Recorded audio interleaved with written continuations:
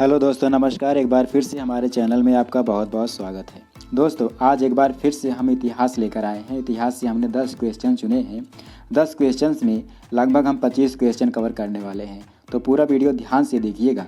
तो आइए शुरू करते हैं आज का वीडियो। हमारा पहला प्रश्न है, कर्ण वंश का संस्थापक कौन था? कर्ण वंश का संस्थापक कौन था? ऑप्शन है वासुदेव, सुशर्मा, सिमुक या फिर देवभूति। तो इसका जो सही उत्तर हो जाएगा ऑप्शन नंबर ए, वासुदेव। ठीक है, वासुदेव कर्ण वंश का संस्थापक माना जाता है। और बात करें सुशर्मा की, तो सुशर्मा जो है कर्ण वंश का अंतिम शासक माना जाता है। और सिमुक जो था सातवाहन वंश का संस्थापक था, जिसने सुशर्मा को हराकर सातवाहन वंश की स्थापना की थी।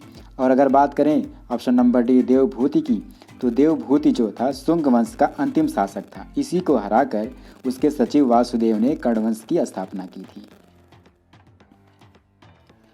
अगला प्रश्न लेते हैं, अंतिम मौर्य सम्राट कौन था? अंतिम मौर्य सम्राट कौन था? आपके ऑप्शन है अशोक, बृहद्रथ, पुष्यमित्र या फिर बिंदुसार। तो इसका जो सही उत्तर हो जाएगा ऑप्शन नंबर बी, बृहद्रथ है। ठीक है, बृहद्रथ को अंतिम मौर्य सम्राट कहा जाता है। बृहद्रथ को उसके सेनापति पुष्यमित्र ने हराकर शुंग वंश की स्थापना की थी। और बिंदुसार की बात करें तो बिंदुसार जो था चंद्रगुप्त मौर्य का पुत्र था और अशोक बिंदुसार का पुत्र था। ठीक है, आगे चलते हैं। नंद वंश का संस्थापक कौन था? हमारा तीसरा प्रश्न है, नंद वंश का संस्थापक कौन था? ऑप्शन है घनानंद, महापद्मनंद, शिशुनाग या फिर उपरोक्त में से कोई नहीं। तो इसका जो सही उत्तर हो जाएगा option number B, Mahapadmananda. Mahapadmananda को नंद वंश का संस्थापक कहा जाता है। दोस्तों, पुराणों में महापद्मनंद को सर्व छत्रांतक यानी सभी क्षत्रियों का नाश करने वाला कहा गया है। और भार्गव भी कहा गया। भार्गव का मतलब होता है दूसरा परशुराम।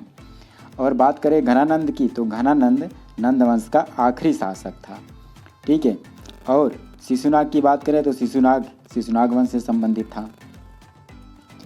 आगे चलते हैं, 16 महाजनपदों में सबसे शक्तिशाली कौन था?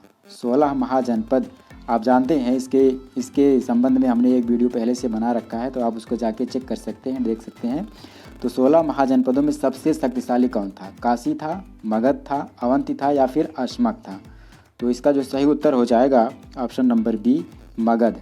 मगध को 16 महाजनपदों में सबसे शक्तिशाली माना जाता था। जिसकी राजधानी कौन सी थी? मगध की राजधानी थी गिरिब्रज, जिसको राजगृह कहते हैं।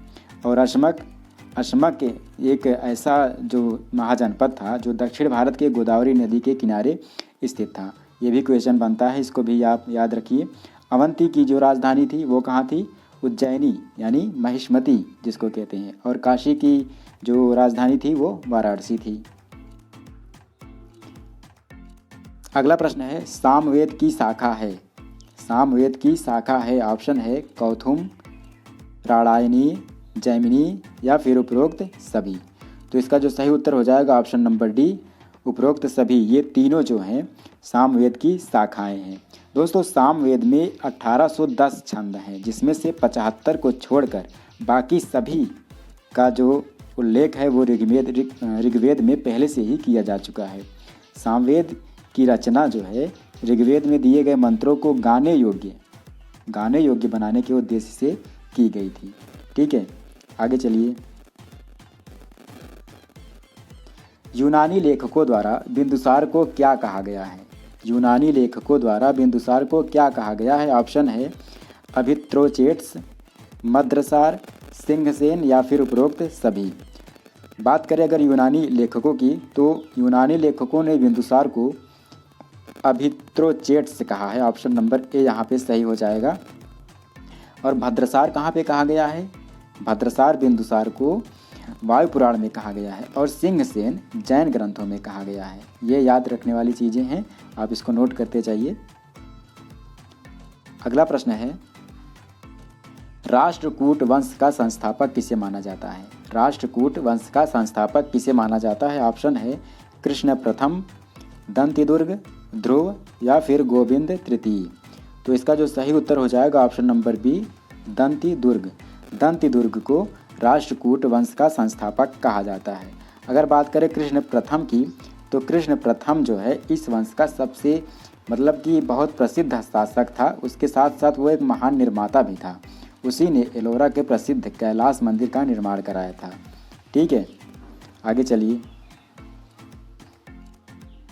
हमारा अगला प्रश्न है, महाबलीपुरम के प्रसिद्ध एकात्मक रथों यानी 7 पैगोड़ा का निर्माण किसने कराया?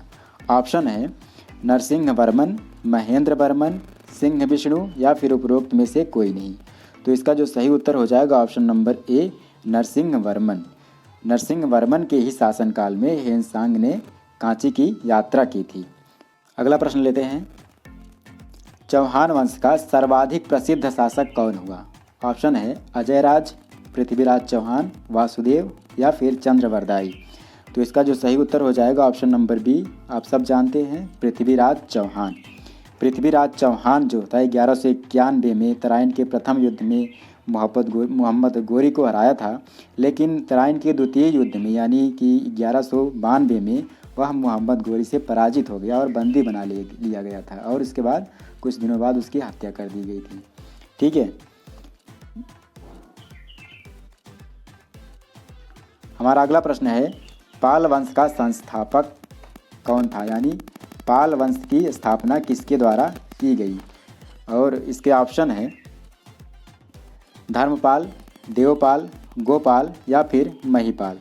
तो इसका जो सही उत्तर हो जाएगा ऑप्शन नंबर सी, गोपाल।